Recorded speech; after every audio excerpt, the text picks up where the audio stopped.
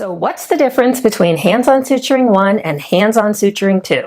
Well, the difference is literally every single part of it. It's a totally different class. Hands-on suturing 1 was created in the spring of 2020, and at the time that we were making it, we realized that there was absolutely no way we were going to be able to put everything into one course. It would just be too much of a beast.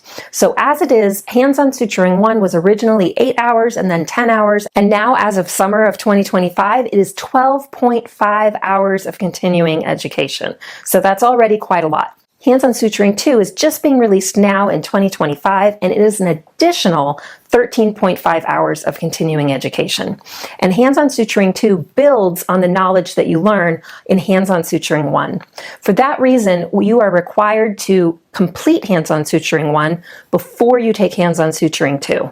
Now, you may say, well, what if I've been suturing for a long time? I have a lot of experience. And what we found is that there's some people with a lot of experience that are really good at suturing, and there's some people with a lot of experience that still just have a lot of bad experience. So we will be developing a challenge test option, and that will be available sometime later this year, where people who think that they know everything they need to know for Hands-on Suturing 1 will have a pathway to take a challenge test and not have to take that whole 12.5 hour course. So if that describes you and you're interested in that option, you can drop me an email and I can let you know the ETA on when that option will be available.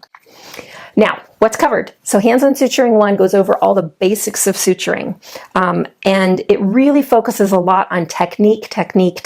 So it is all about suturing such that the wound will be properly aligned, learning how to do instrument knots, learning the proper technique for the foundation of suturing.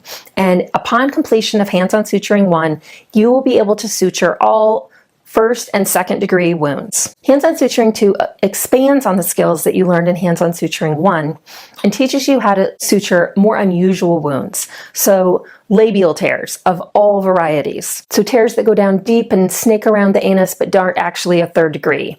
Branching tears. What we call a C-star laceration, which is a laceration which wraps around from the labia into the internal mucosa. And we have developed special models that help you learn how to suture all these unusual tears. So if you want to get started with the Hands-on Suturing program and you're new to suturing, head to Suturing 1.